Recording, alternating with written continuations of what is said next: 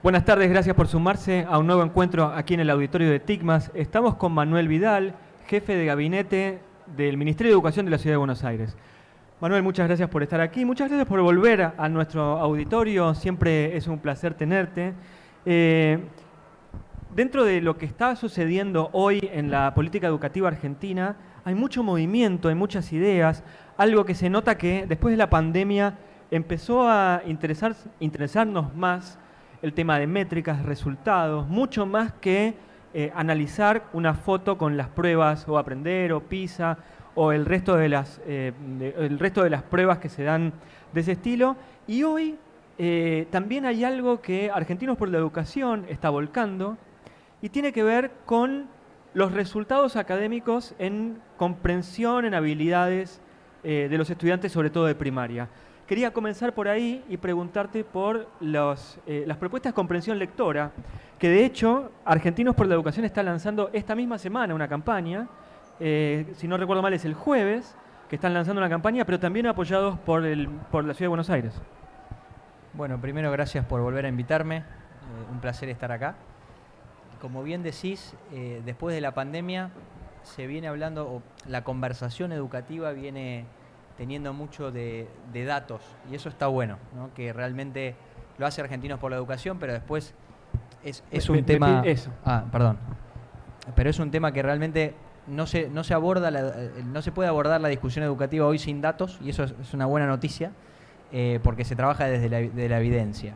En términos de comprensión lectora, lo primero es que uno de los emergentes que dejó la pandemia, sobre todo en Argentina y en la región, donde la cuarentena fue mucho más larga que en otros lugares, fue un retroceso grande en una situación que ya era mala, en términos de la capacidad de los chicos para comprender textos simples. Estamos hablando de chicos de primaria, que en Argentina un porcentaje muy alto, más de la mitad de los chicos hoy no están de primaria, no pueden comprender un texto simple. Por eso está tan en boga el tema de la comprensión lectora, porque la comprensión lectora y la fluidez en la lectura es el cimiento o un pilar fundamental sobre el cual construir el resto del conocimiento, ¿no? Porque la puerta de entrada para el resto del conocimiento es comprender. Entonces tiene que ver con leer. Si vos no podés leer, seguramente te va a costar o no vas a poder entrar al resto de esos conocimientos. Nosotros estamos trabajando junto con el gobierno de Mendoza y con el CONICET. Mendoza con Juan Tomás.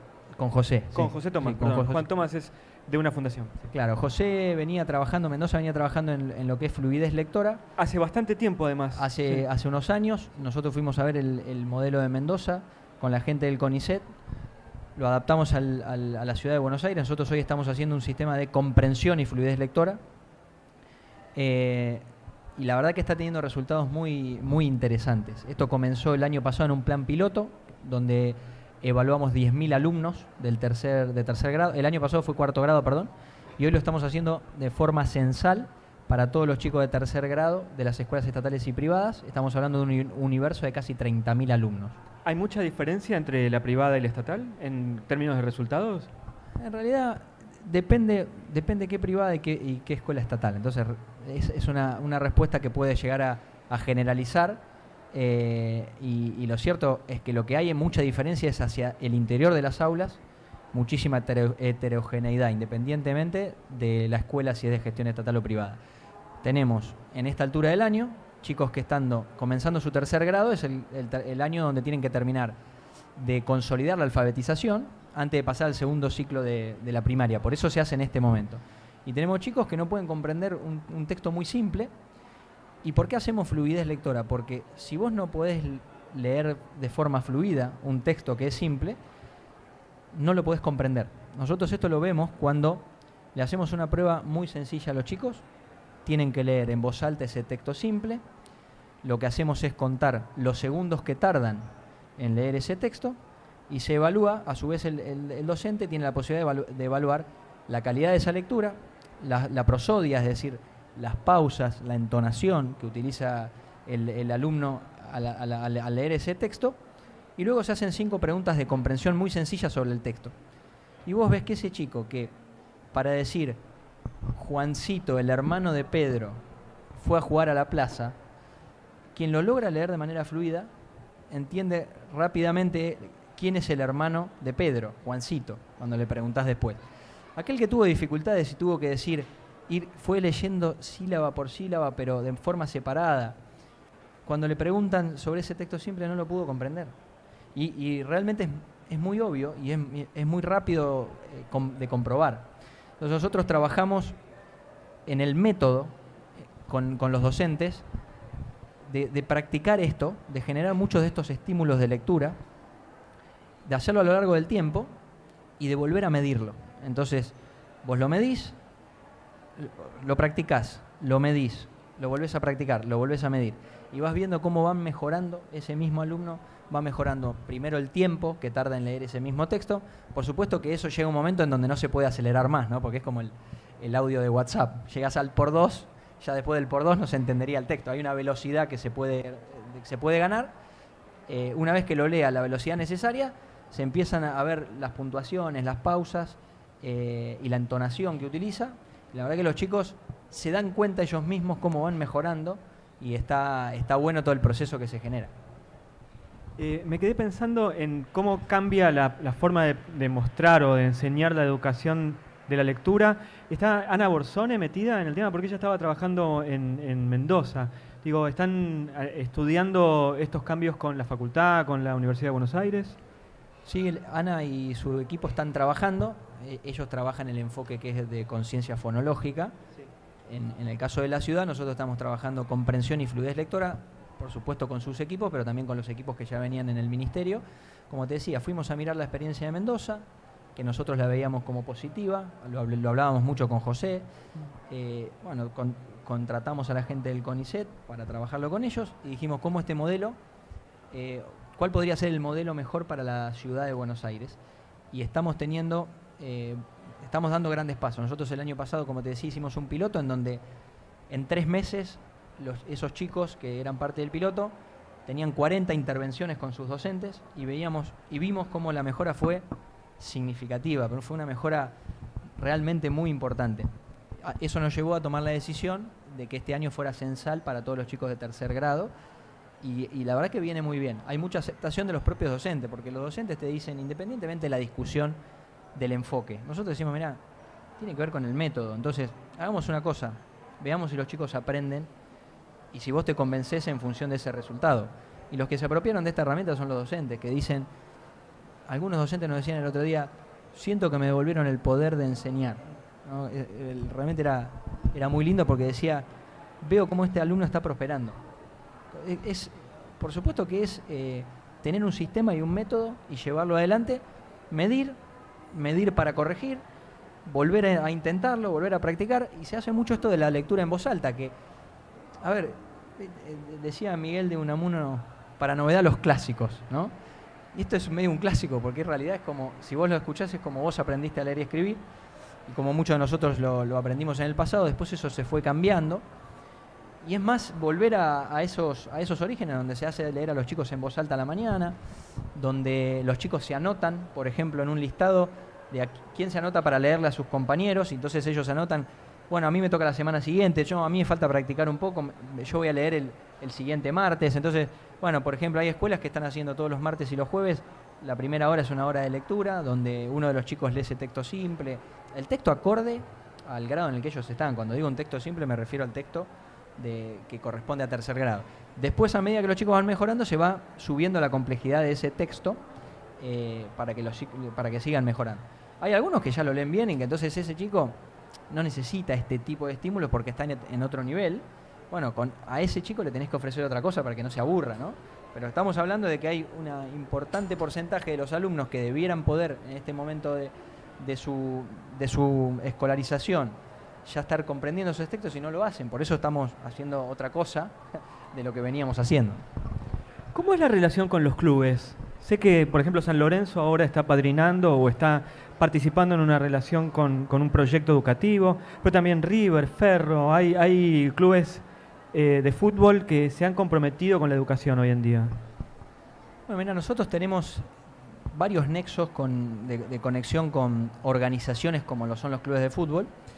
Por ejemplo, en lo que tiene que ver, San Lorenzo, en lo que tiene que ver con el programa de prácticas educativas en ámbitos laborales, acabamos de firmar una alianza con San Lorenzo, también con River. Nosotros con River desarrollamos el primer plan para deportistas de alto rendimiento. Riverdar se llama, sí. Exactamente, Riverdar, que es el primero que tiene la Argentina, que toma,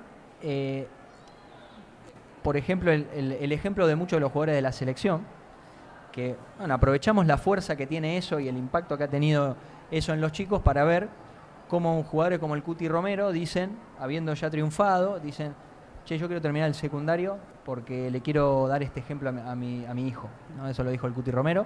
Tenemos otro ejemplo que es Nicolás Tagliafico, que terminó el secundario también ya siendo futbolista profesional. Entonces, tenemos alianzas con los clubes en ese sentido, pero quiero diferenciar lo que es el Riverdar. ¿Por qué? Estos casos yo que hablaba de Tagliafico y Cuti Romero, son chicos que abandonaron la escuela y en el caso de ellos triunfaron deportivamente. La mayoría de los chicos que intentan jugar al fútbol o hacer un deporte profesionalmente no llegan. Nosotros vemos y conocemos a los que son famosos, que son los que llegaron, pero la mayoría no llegan. En el camino habían abandonado la escuela, entonces finalmente no llegan a ser exitosos en el mundo deportivo y no tienen herramientas para hacer otra cosa en la vida porque abandonaron ese camino. Entonces nosotros lo que estamos tratando de hacer es que la escuela no compita con el deporte, que el deporte no compita, el deporte de alto rendimiento con la escuela, y que se pueda adaptar ese plan de estudios a chicos que tienen mucha exigencia, como son 12 horas de entrenamiento semanal o más, nutricionistas, psicólogos, toda la presión que hoy tiene un deportista de alto rendimiento, y que ese plan de estudios se pueda adaptar a chicos que están sometidos a eso. Y lo estamos haciendo en River, y también empezamos este año la primera escuela estatal en el CENART. En el CENART funciona una escuela secundaria del gobierno de la ciudad, que a partir de este año es también para deportistas de alto rendimiento.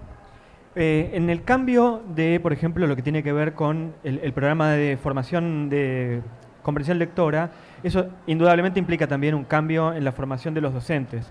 A lo largo de los últimos años ha habido idas y vueltas sobre cómo el gobierno de la ciudad planteaba la formación, la capacitación, la reforma educativa con respecto a eso. La situación hoy en día, después de un año, el año pasado se firmó la reforma. Recuerdo que te hicimos la entrevista acá y si no te ibas ese momento, te ibas al día siguiente al Consejo Deliberante. Perdón, a la legislatura. Lo dije lo dije en nostálgico. Pero bueno, te ibas. ¿Cómo evaluás este año? Como bien decís, se votó el año pasado, días después de la Feria del Libro, porque sí, fue durante mayo. Se sancionó la ley, se puso en marcha. Nosotros ya tenemos los primeros maestros especialistas, o sea, los primeros cargos horizontales, que son los que creó la carrera, ya tienen sus primeros ganadores de esos concursos. Se está poniendo en marcha esa reforma. También tenemos muchos docentes que decidieron, directivos que ya siendo titulares decidieron seguir formándose y hoy son licenciados en gestión educativa o estaban haciendo el posgrado en gestión educativa, y a partir de ahora van a ganar un 15% más a lo que es su salario bruto porque decidieron seguir formándose. Entonces esto ya se está viendo en la realidad, que lo que hace es premiar el esfuerzo y el mérito de esos docentes que decidieron seguir capacitándose aún cuando habían llegado al cargo de director, y que el paso del tiempo no sea la única variable que tiene que esperar un docente, como pasa en muchas partes de la Argentina con los estatutos que están vigentes, para ser reconocido profesionalmente o ganar más dinero, sino que realmente el mérito y el esfuerzo de seguir capacitándose, de actualizarse, esté plasmado y reconocido en la carrera, y que sea un incentivo para poder crecer en tu carrera. Eso hoy se está llevando adelante. En lo que tiene que ver con la fluidez lectora, nosotros lo trabajamos con lo que es la escuela de maestros, es la formación continua, porque son los maestros que ya están en las aulas, por supuesto que se formaron, se capacitaron muchísimo durante muchos años. Nosotros lo que hacemos es invitarlos a estas capacitaciones, algunas son de carácter obligatorio, otras son optativas, para mostrarles este enfoque, y es invitarlos a, bueno, probemos con este enfoque, con este método con el que estamos trabajando, a ver si logramos resultados diferentes. Básicamente desde el razonamiento de que haciendo las mismas cosas no vamos a obtener resultados diferentes, y que no estamos contentos con la situación en la que estamos, y que la pandemia nos puso en un peor lugar en el que estábamos, porque lo que más se vio, lo que más se empeoró es la comprensión lectora, más aún que matemática. Esto en la ciudad de Buenos Aires como en todo el país. todo el país, cuando mirabas las pruebas a aprender, comparás 2018 versus 2021, antes de la pandemia, después de la pandemia, se ve como el promedio nacional en lectocomprensión bajó de manera consistente. Y bueno, tenemos que recuperar eso perdido. Tenemos que volver a estar primero en ese lugar que estábamos, que no es nuestro punto de llegada. Pero lo primero es ser razonable, es decir, bueno, no vamos a cambiar todo un día para el otro, pero recuperemos el lugar en el que estábamos, rompamos la curva que viene siendo de declive, estabilicemos el barco y empecemos a mejorar. Desde la confianza que te da lograr mejora, ¿no? En esa idea de cambio están las reformas, que están aplicando en la currícula de la primaria.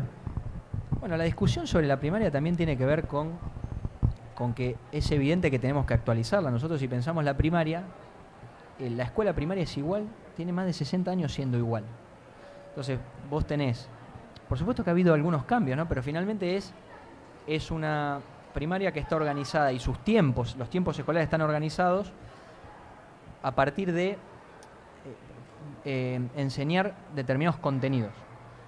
Y nosotros tenemos que ir a una enseñanza por capacidades, una enseñanza por habilidades, es decir, ¿qué cosas saben hacer los chicos que están viniendo a la primaria? No es qué contenidos les voy a dar, qué contenido le meto en la currícula, es qué saben hacer, qué aprendieron a hacer, qué pudimos enseñarles a hacer.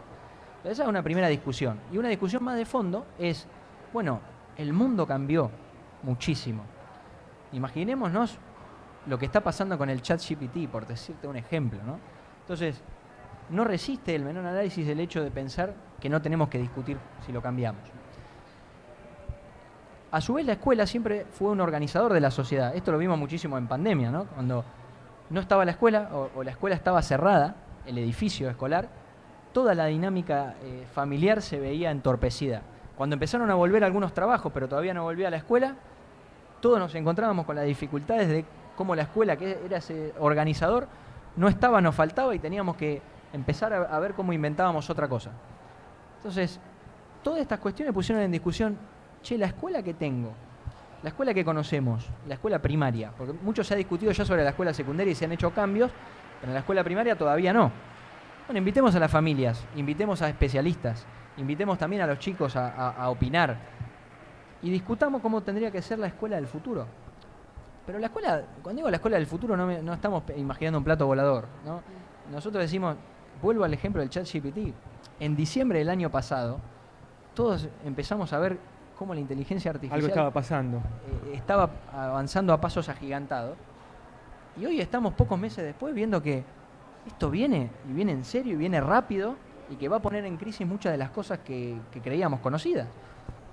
Entonces, esta discusión no tiene solamente que ver con esto, tiene que ver con que necesita actualizarse, necesitamos pensar si los tiempos en los que está organizada la escuela tienen que seguir siendo iguales, si las horas que pasan los chicos dentro de la escuela tienen que tener un enfoque diferente, y también con los cambios que ha tenido el trabajo.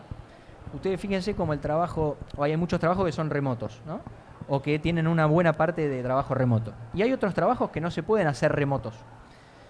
Bueno, sin duda, el trabajo docente es un trabajo que requiere, sobre todo con chicos de primaria, presencialidad. Y bueno, tenemos que discutir también cómo hacemos para ese docente que tiene que estar todas esas horas enfrente al aula, enfrente a los chicos, mientras hay otros trabajos que empiezan a tener mayor flexibilidad y ellos no pueden hacerlo. Discutir otras formas, discutir otras cosas. De eso se trata la reforma, que todavía es está en estado embrionario, ¿no? Se está empezando a discutir y que tendrá que ser el resultado de mucho trabajo y no tener una fecha de, bueno, nosotros lo tenemos que cerrar antes que termine este año, ¿no? Esto tiene que discutirse y cuando lleguemos a algo sensato y que estamos seguros y que pisamos sobre firme, avanzaremos. Te hago la última pregunta porque ya estamos en tiempo y me piden que redondeemos, pero quiero hacerte la última, sabiendo además que, como te hemos tenido varias veces acá, siempre que tengo ganas de hacerte una pregunta crítica, vos no le escapás a la pregunta. Y me parece que es un año como para también mirar esto. El gobierno de Cambiemos lleva varios años, por lo menos en Capital Federal, en Ciudad de Buenos Aires lleva varios años, y vos estás hace varios años también en la educación. Si uno piensa la evolución de la educación en los últimos, no sé, en el gobierno de Mauricio Macri, después en el de Horacio Rodríguez Larreta, son muchos años de continuidad. Y estamos en un momento de crisis que es crisis social, política, económica, es una crisis que entra en todos lados, pero también está la crisis educativa. ¿En qué medida la responsabilidad de esa crisis, ustedes la miran, la piensan, la valoran? ¿Cuáles son los cambios que quieren hacer para revertirlo? ¿En qué momento vos decís, che, esto fue culpa nuestra, tendríamos que haberlo cambiado? ¿O no implementamos tal cosa, tendríamos que haberlo hecho antes? ¿Cuáles son esos cambios que, sabiendo que quedan pocos meses de este gobierno y por como vienen las elecciones parecería que Horacio Larreta no se vuelve a presentar a jefe de gobierno, ¿cómo te gustaría dejar y qué hacer en este último tiempo? Bueno, fue una pregunta choclo enorme, pero me parecía que era como la pregunta para hacerte un día como hoy, cuando falta poco tiempo para llegar a fin de año. Mira, mientras hablabas pensaba, cuando comenzó Esteban Bullrich, en el primer gobierno de Macri, y hablar de la evaluación educativa era mala palabra. Entonces, la evaluación educativa en esos años era mala palabra. Hoy vos comenzaste hablando de que la discusión educativa está totalmente impregnada de datos y de evidencia. Y eso se puede hacer porque no está hoy en discusión la evaluación, pero que en esos años era una batalla cultural. Entonces, por supuesto que quedan muchas cosas por hacer, ¿no? Y que hay cosas que pudimos haber hecho mejor y hay cosas que a uno le quedan en el tintero, como puede ser actualizar o lograr algo distinto en la formación docente inicial, es decir, la forma en la que se están formando los docentes hoy en Argentina, porque hay otras carreras, o sea, la mayoría de las carreras se vienen actualizando, se vienen acortando, y hoy cuando mirás en promedio cuánto tarda un docente en recibirse, está tardando entre 6 y 7 años. La carrera dura 4, pero no siempre duró 4, antes había durado menos. Fue una decisión del 2010 que la carrera volviera a durar 4 años.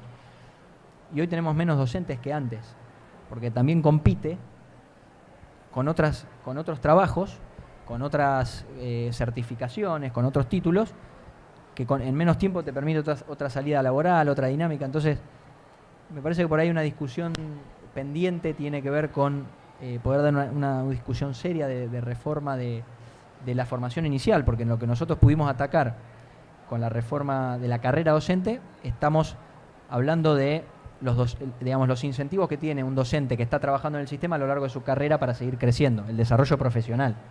Acá yo lo que te estoy hablando es la formación inicial. Entonces, y que con los cambios y con el avance de la tecnología y con la modernización que está habiendo, es innegable que hay que rediscutir algunas cosas y que eso lo tendríamos que cambiar.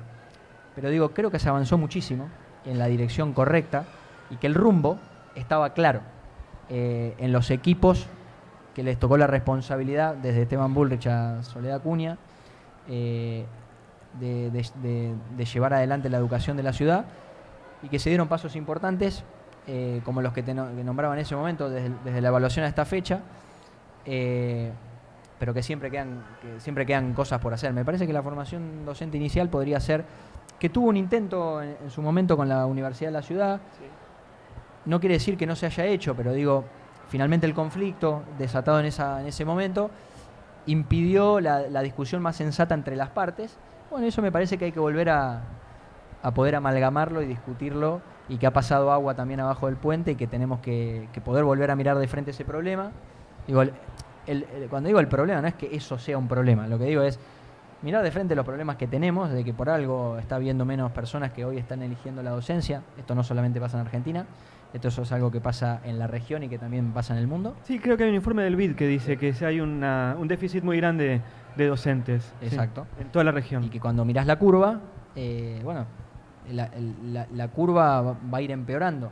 Entonces, nosotros lo que tenemos que hacer es lograr que vuelva a ser atractivo, y algunas de esas cuestiones a discutir todavía me parece que tienen que ver con el ingreso a la carrera.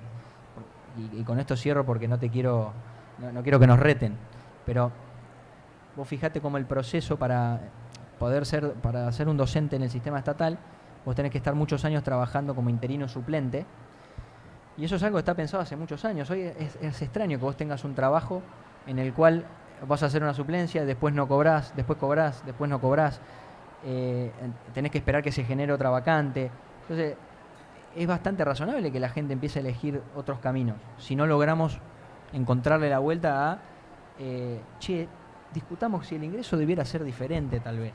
Esto no quiere decir que no funcione, que todo lo que está funcionando hoy está mal, pero sí que encontremos alguna diagonal en la cual, escuchando a los docentes y a los protagonistas, podamos decir, esto funcionaría mejor de esta manera, el ingreso tendría que ser de otra forma, tendría que tener cierta estabilidad, por lo menos al principio. No estoy hablando de una residencia, ¿no? Porque en otras disciplinas existe la residencia, pero ponerle algo que se parezca a eso. Yo no digo que se parezca, quiero decir que vos mientras estás terminando de estudiar tengas un ingreso más estable. Bueno, son cuestiones que lo discutimos con Soledad como cosas con Soledad Acuña para el futuro. Manuel, muchas gracias por haber pasado por nuestro auditorio. No, muchas gracias a ustedes.